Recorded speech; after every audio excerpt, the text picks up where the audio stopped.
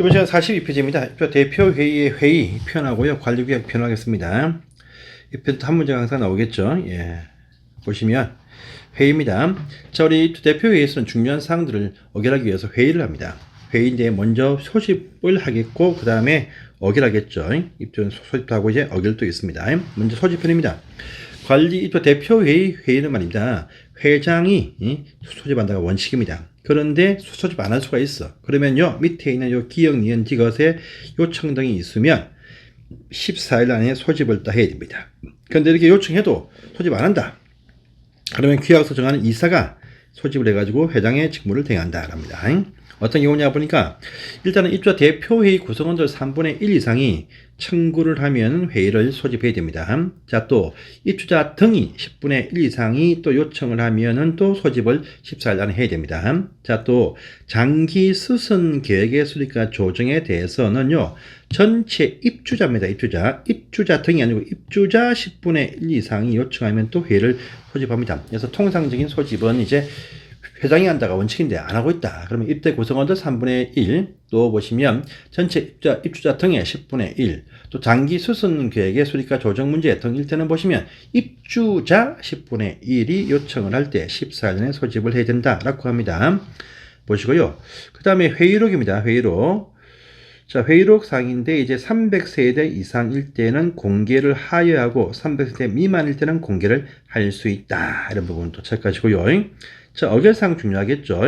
일단 통상적인 어결사항들은요, 우리가 회장이나 또는요, 저기 감사에 그 후보자 같은 게 없어서 뽑을 때는 과반수였죠. 그 경우 말고, 임원 선출, 회장 선출과 회장 선출과 감사 선출할 때, 거기, 어딥니까? 2명 이상이 나왔을 때, 과반수, 이런 부분, 저 앞부분에 있는 요 상들 말고는 일반적인 그 위의 상들은 전체 구성원의 과반수의 찬성을 통해서 어결을 딱 해야 됩니다. 자, 그런데, 여기 보시면, 혹시나 그 과반수의 찬성인데 사용자인 동별 대표자가 과반수가 넘어간다라고 할 때는요, 오른편에 보시면 공용 부분 담보 책임 종료하기는 제외하죠. 공용 부분 담보 책임 종료하기는 저 뒤가 한번 나옵니다. 전체 입주자 5분의 4 이상의 찬성을 통해서 결정하죠. 그래서 사용자인 동대표자가 과반수가 넘어갈 때는 하자 보수편에 나오는데, 하자 담보 책임 종료 확인할 때는 전체 입주자 5분의 4의 서면 동의 필요합니다. 자, 또 요 장기 수선계획 수립과 조정은 전체 입주자 과반수의 서면 동의 필요하다. 이게 두 개 나뉘는 경우 있습니다. 그래서 구분을 꼭 해야 됩니다.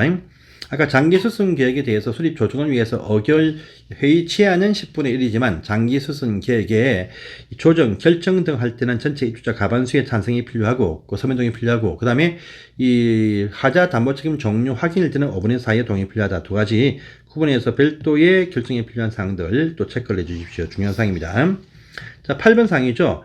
윤리 운영 교육을 또 실시합니다. 자, 시군구청에서 실시를 한다라고 하죠. 항상 교육되면 항상 교육 개실 교육할 날 10일 전까지 통지해 줍니다. 집합교육 4시간씩 한다가 원칙입니다. 근데 원격 감시 등이 가능하다 싶으면 온라인 교육도 할 수가 있습니다. 자, 보시고요. 그 다음에 이 비용입니다. 비용. 이 교육비용을 보시면 입주자 대표회의 구성원 교육비용은 운영경비, 대표회의 운영경비에서 부담하고, 입주자 등이 우리가 이번에 법이 또 바뀌었었죠. 입주자 등뿐 아니죠. 원할 때 보시면 입주자 등도 참석할 수 있고, 관리 주체도 참석할 수 이렇게 바뀌었죠, 이번에. 그래서 원래 대표회의 구성원들뿐 아니고, 희망을 하면 입주자 등 또 관리 주체도 이 교육에 참석할 수 있습니다. 그들은 본인 부담이 원칙이다 합니다. 하지만 시군구청이 필요하다 인정할 때는 전부나 일부를 지원도 할 수 있다랍니다. 하면서 요 교육 내용이 아닌 것이 무엇이냐, 이것도 시험에 한번 나온 적이 있으니까 참고로 하시길 바랍니다. 바라고요. 그 다음에 자, 각종 어떤 선거에 안전한 또 비밀스러운 선거에 이제 보장을 위해서 선거관리위원회도 두게 되겠죠. 둡니다. 자, 선관위 보시면 명수가 나옵니다. 500세대 이상이 되어지면 5명 이상 9명 이하입니다. 그런데 500세대 미만이 되어지면 3명 이상 9명 이하다. 이런 보시고요. 그 다음에 500세대 이상 되는 규모 큰 단지일 때는요, 공무원 선거관리위원회에다가 요청을 하면은요, 한 명을 위촉할 수 있고, 또 선거 지원도 나와서 해줍니다. 보시고요. 선관위에서의 결정은 전체 선관위 구성원들 과반수의 찬성을 통해서 결정을 한다라고 합니다. 하고요. 오른편 살짝 보시면 선관위의 결격 사유 보이죠? 근데 잘 보시면 한정 뭡니까 저기죠. 파산 선고자는 빠져 있습니다. 미피는 이제 선관위의 선거할 업무에서 조금 배제시키고 파산 선고받고 복구는 안 되신 분들은요 후보자는 안 돼, 그 동별 대표자는 안 되지만은 선관위 정도의 어떤 선거 관리를 할 수 있겠다. 파산 선고 미복권자는 결격에 포함이 안 된다. 이런 부분도 체크해 주십시오. 그 다음에 왼쪽 제일 밑에 보시면요, 우리 정과도 조회하죠. 정과 조회를 해야 됩니다. 그래서 위원장, 이 없으면 입대회장, 또 없으면 관리사무 소장님이 갖춰서 이제 후보자 범죄인지 확인을 또 해야 됩니다. 확인해야 돼요. 이런 부분 또 보시고요. 자, 그 다음 페이지 갑니다. 관리규약편 중요하죠. 관리규약편 참 중요합니다.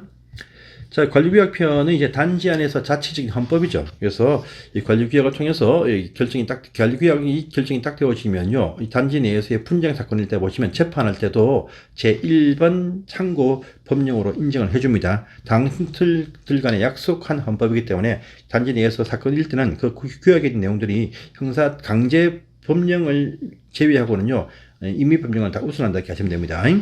자, 규약의 준칙이죠, 준칙. 규약의 시범 케이스, 모델하우스겠죠. 표본. 이것은 시도지사가 준칙을 정한다. 라는 부분 체크하십시오. 장관 아닙니다. 그래서 보시고요.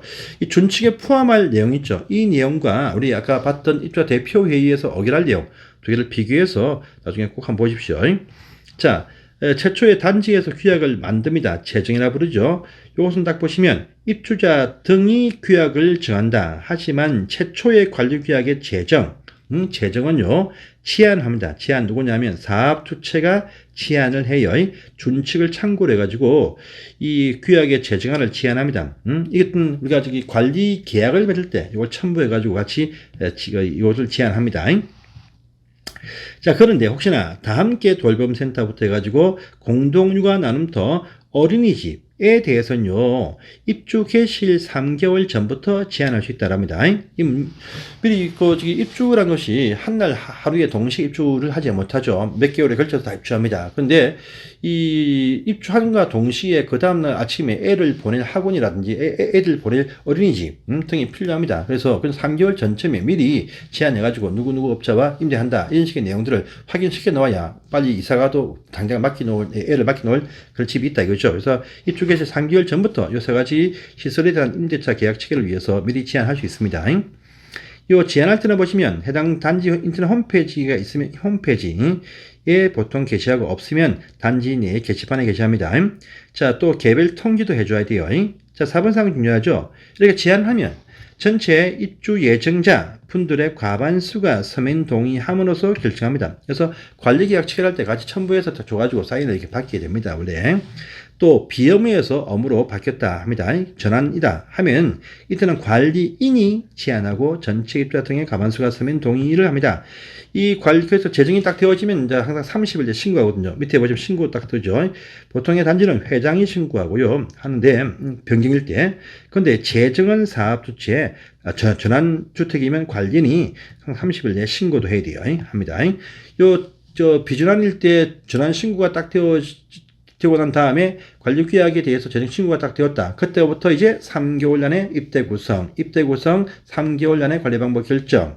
관리방법 결정을 했으면 소장 선임과 업자 선정은 입대 구성 신고 수수일로부터 6개월 합니까?